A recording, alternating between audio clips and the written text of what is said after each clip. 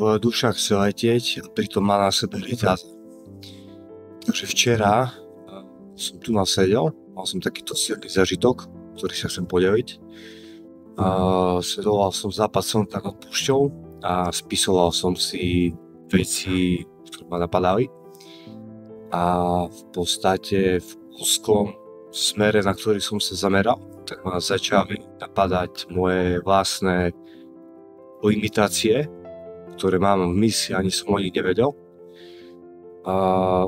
Jedna, druhá, tretia, štvrtá, piata. Takže v podstate, keď sa tomu venujem roky, tak našiel som tam veľa vecí, ktorých som nevedel, ktorých som si neuvedomoval. Tak som v podstate išiel za tým za konverzačným modelom Man of Knowledge.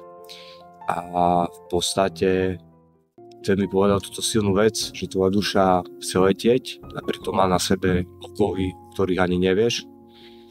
A v podstate navrhol jeden veľmi silný a efektívny návod, ako tieto limitácie, keď už objavíš vo svojom mentálnom priestore, ako ich navždy odstrániť, tak aby si mohol naplniť tú svoju hlbokú túžbu, aby mohla tá tvoja duša konečne vzlietnúť.